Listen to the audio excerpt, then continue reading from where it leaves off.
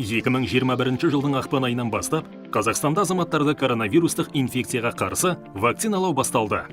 Бірінші болып вакцинаны медицина қызметкерлері, мұғалімдер, полиция қызметкерлері, студенттер, созылмалы аурулары бар адамдар және басқа арнайы топтар алады.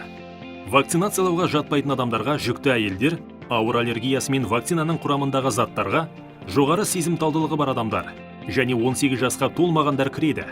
Егу өткізетін ұйымдарда адамдардың көп жиналуын болдырмау үшін медицина қызметкерлері алдын ала жасалған кестеге сәйкес вакцина алатын адамдарды шақыру керек.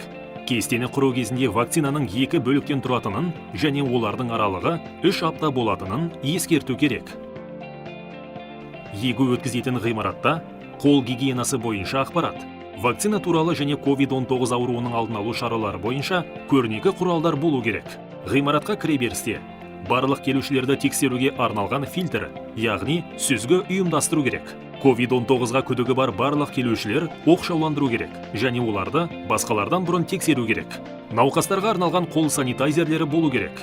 Барлық келушілер бетперде, яғни маска киіп, кем дегенде 1,5 метр қашықтықты сақтауы керек. Егуді бастамас бұрын шоққа қарсы терапияның барлық қажетті құралдардың бар болуын және егу кабинетінің жабдықталуы бекітілген талаптарға сәйкес толық бар екендігіне көз жеткізу қажет. Санитарлық нормаларға сәйкес егу кабинеті мынадай заттармен жабдықталуы керек.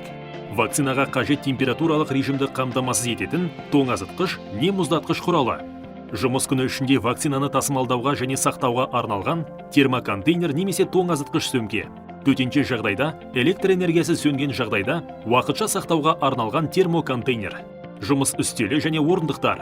Вакцинаны дайындауға арналған медициналық үстел. Аспаптар мен дәрілік заттарды сақтауға арналған медициналық шкаф. Медициналық кушетка. Стерилді материал бар бикс. Қолды өңдеуге арналған антисептигі бар шынтақ дозаторы. Тонометр, термометр. Бір рет қолданылатын шприцтер, шпательдер. Вакцина қалдықтарын зарарсыздандыруға арналған ыдыс. Пайдаланылған шприцтерді қауіпсіз жинау мен жоюға арналған контейнер. Егу бригадасының құрамына бір дәрігер, ауылда фельдшер болуы мүмкін, бір егу медбикесі және қажет болған жағдайда тіркеуші кіреді. Тіркеуші немесе медбике пациентке сауалнама жүргізеді. Медбике дене температурасын, қан сатурациясын, жүрек соғу жиілігін, қан қысымын өлшейді. Егер дене температурасы 37 градустан жоғары болса, егу кейінге қалдырылады. Дәрігер тыныс алу және жүрек тамыр жүйесін аскультациялауды жүргізеді. Пациенттің жұтқыншағын тексереді.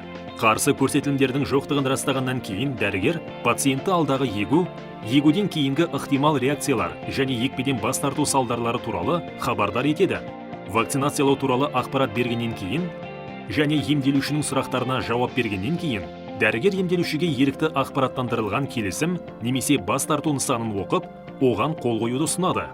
Науқаспен сөйлескен кезде науқасқа салынатын вакцинаның атауын айтуды ұмытпаңыз. Егудің қорғаныс әсері барынша жоғары болу үшін бір вакцинаның 2 дозасын, яғни 2 компонентін алу қажеттілігі туралы хабарлаңыз.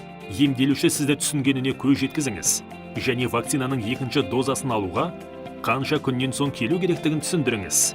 Емделушіге егуден кейін ықтимал жағымсыз реакцияларды сипаттаңыз. Олардың 3 күн ішінде пайда болуы мүмкін екенін және олар әдетте 3 күннен аспайтынын түсіндіріңіз. Қысқа мерзімді тұмауға ұқсас белгілердің қалыпты екенін және олар денеде иммунитет қалыптастыратындығының белгісі екендігіне назар аудартыңыз. Емделушіге қорғаныс реакциясын дамыту үшін ағзаға кем дегенде 3 апта қажет екенін түсіндіріңіз. Сондықтан вакцинаны алғаннан кейін маска киюді, қолды мұқият жуып, адамдар көп жиналатын жерлерден аулақ болу керектігін ескертіңіз. Емделуші ақпаратты жақсы түсіну үшін дәрігер немесе медбике пациенттің қолына ақпарат брошюрасын беріп, аллергиялық реакция немесе ерекше күшті белгілер пайда болған жағдайда жедел жәрдем қызметкеріне немесе өзінің учаскелік дәрігеріне қаралуы туралы ескерту керек.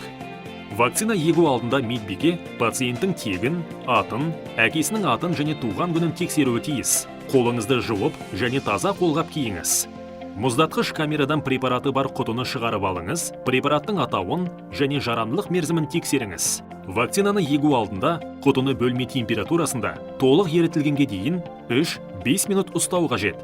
Осыдан кейін құтының ішіндегісін шайқап, абайлап араластыру керек. Қажет болса, ылғалды кетіру үшін бөтелкені сыртынан спиртпен немесе стерилді мақтамен сүртуге болады.